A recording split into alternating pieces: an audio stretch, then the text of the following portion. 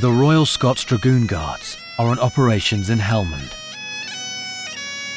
There's a 6-month tour to survive.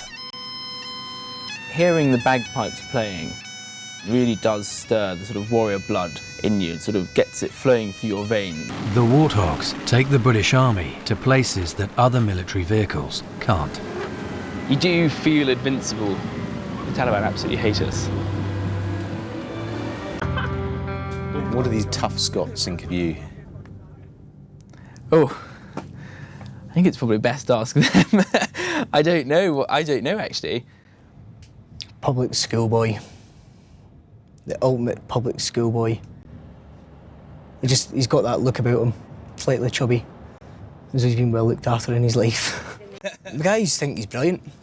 Right, cheerful you going. What are you going to do about? As a troop leader, he's brilliant. His tactics are spot on. I trust him with my life, yeah, without a doubt.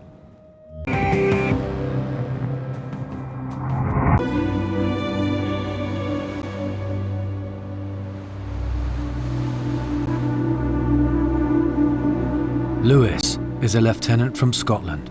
He's in command of a troop of 13 Warthogs and 35 men at the age of 25. It is actually an incredibly beautiful country, and wildlife as well. A lot of birds. I definitely like to try and keep note on what we've got flying around when I've got a spare second. I saw a kingfisher the other day by the canal, which looked absolutely stunning. Lewis is very fascinated by different kinds of birds. He'll stand in his turret with a pack of paper. Well, I used to assume were target packs for the op that we were on, until I went into his turret one day and found out it was a list of birds that to be found in Afghanistan. I was looking for birds about as much as what he was looking for the Taliban, I think. How difficult is it to find the Taliban? God, really difficult. All they need to do is just put the guns down and just fade back into a crowd, and they just disappear. Soul destroying, it's been sometimes. The Warthog crews are on a mission to try and find people who may be Taliban. They look at you and you can see the hatred and the resentment in them. Right, you can go. More on. Yeah, you can go, yeah. Feel free. The Taliban are always there and watching you. One of their favourite ways to report up on you is from people on motorbikes. We call them dickers. There's all manner of benefits to catching these dickers. Obviously, it's a challenge in itself and can be very exciting.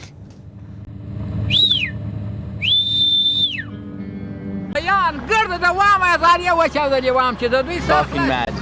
There's a line of stones. Is that marking IEDs? Why are they there?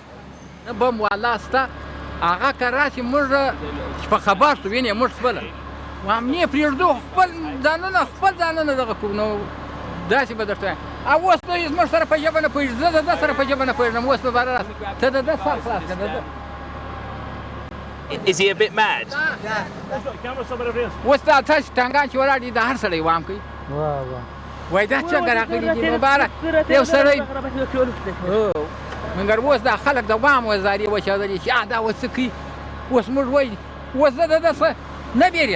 Like you said that you can't kill me. No, we don't intend to kill him. He's about the same age as Noah. He looks like Noah. Yep. Right. Should we thank him very much? See you later. Thank you. He's like something from biblical times, isn't he?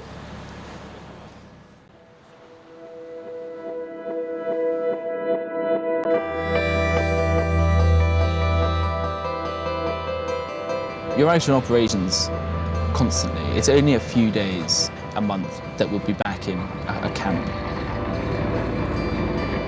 Go out, find a spot in the desert and live there. At the end of the day, the Warthogs need to park up for the night. To protect themselves, they form an armoured box. It's known as a hide. They hope they'll be safe inside.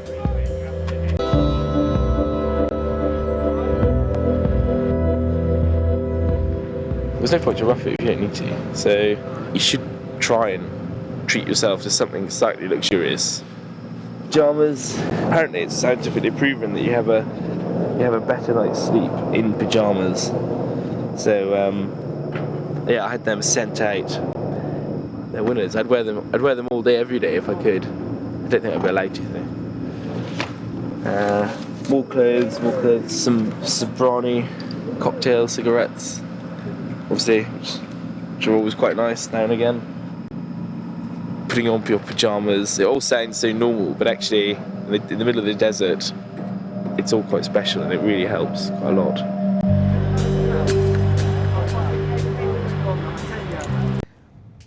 Public schoolboy.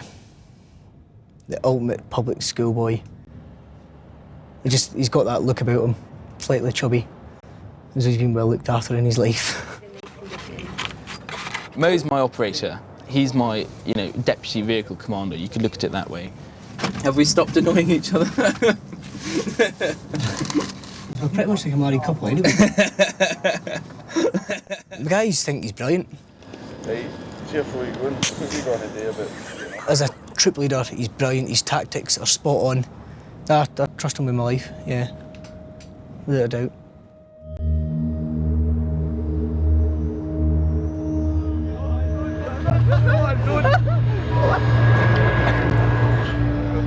When it does come to getting into the hide, it is still a dangerous and vulnerable place.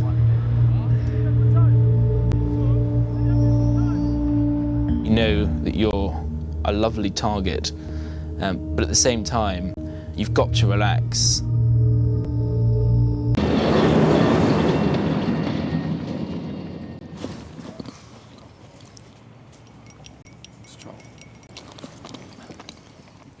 Veggies, they're nice. Store in a cool, dry place. There's possibly Taliban, which this will probably get shot at now.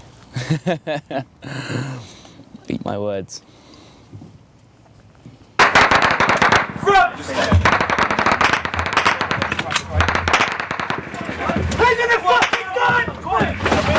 Jesus, we'll fucking get him! What the fuck are you fighting for? Over there! Fucking stop! That's the firing point. Get him, go down.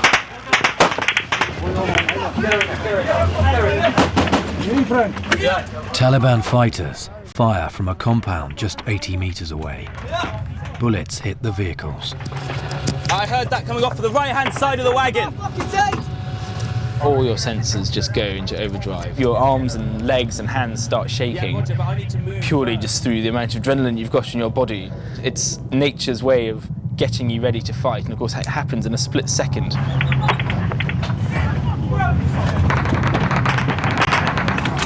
From your left, from the right-hand side of the wagon, I can hear it. I know, talking up. That's the firing point.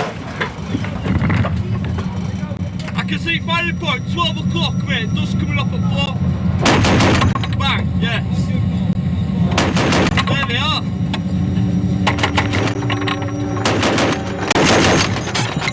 Did you get him, man? Time contacted 1700. And what we're going to try and do, now that we think we've got this firing point seen, some start of pepper pot movement to the west, back the way we came. Right, 1-1 Bravo, get moving. 1-2, from your position, are we missing anyone? Essential.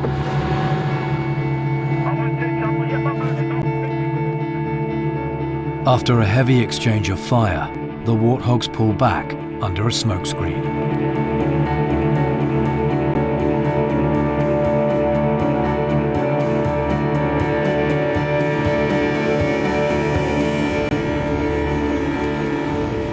That was a rush, wasn't it? That was brilliant.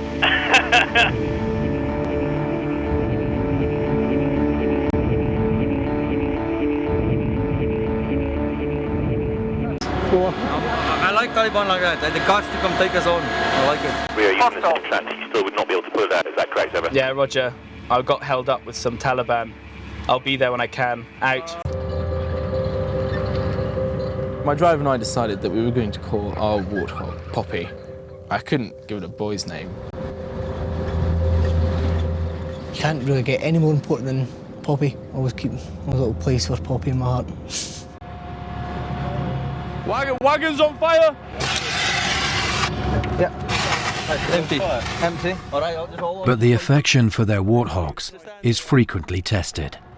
The harsh Afghan environment takes a daily toll. Do they have personality, Warthogs? Unfortunately, yes, they do. The running gear breaks, the bushes collapse, the wheels fall off. The track tensioning arms at the back to keep the track on, they break or seize, and the track falls off. It's annoying. I wish they just work. All the reports here, there's Taliban there, all the locals say there's Taliban, but nobody wants to come again. Lewis receives some intelligence for his next series of patrols. Which is nice and happy. And you'll see around this area, it's been highly ID'd before, and they've hit big IEDs. Really? I mean, they're split in half. Yeah. However, there is, on a good note, you're going to love this. Oh yeah. A lone pelican. Really? Where is he? I didn't even know pelicans were big down here. Show me on the map. The last time he was spotted was at the 364.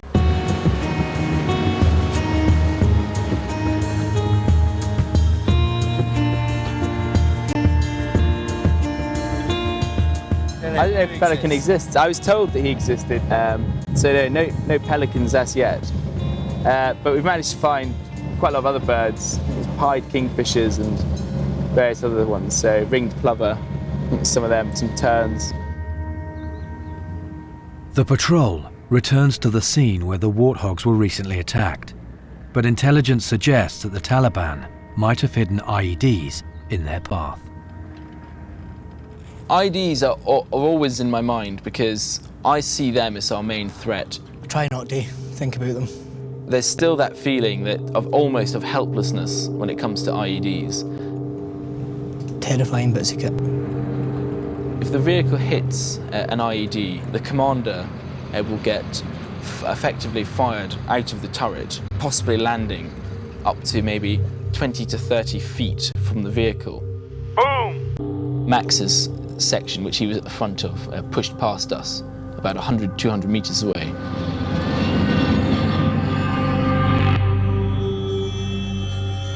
Fuck! What was that? Fuck! Fuck! Fuck! Fuck! They got us, Bill, they got us. Frank was shocked, he was. I knew straight away what it was.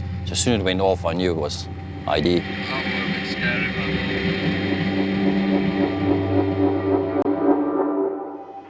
Zero Bravo, this is 10, contact IED, grid 351, 039, 351, 039,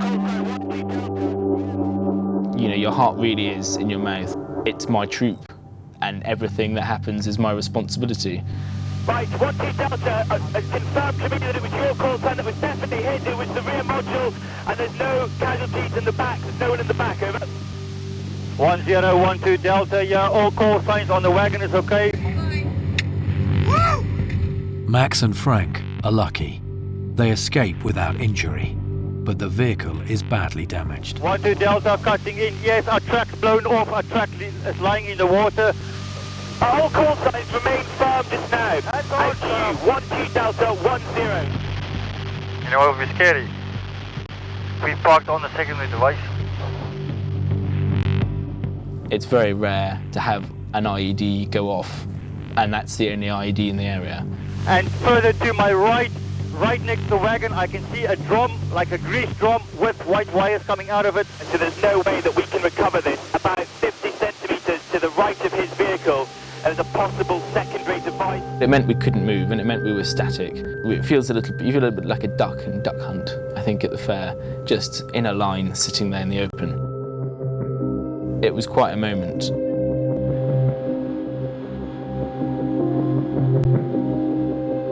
I think initially we thought that the Taliban would be scared of warthogs. I think as the tour's gone on, it's perhaps become clear that the Taliban aren't actually afraid.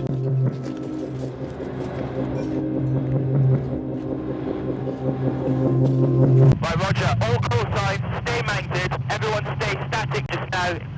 Okay? Be prepared for a small arms follow-up, and while we build a plan to extract 12 Delta. Roger. Roger, right, in this kind of scenario, okay? Contact right! Left! Left!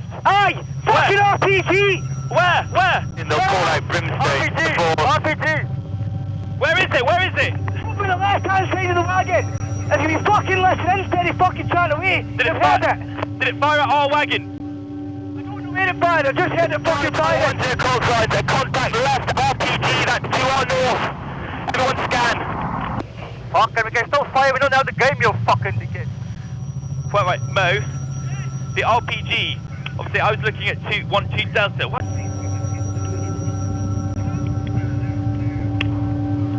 That's it, got it cocked. Second, bastard, fucking right. Everybody stand off. Lewis calls in an Apache attack helicopter to protect them from the Taliban fighters. Here he comes, Mo. Smile, Mo. You got him. Oh, fucking cool. Fucking cool, those Apaches, aren't they? Yeah. United States on the air, Joe.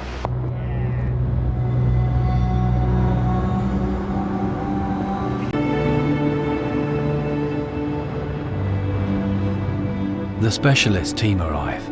They can clear and defuse explosive devices.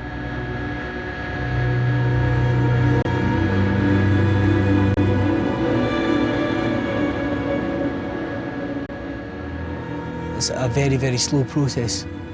Obviously, they have to go at that speed because they could miss something, and that potentially another vehicle taken out or a person killed.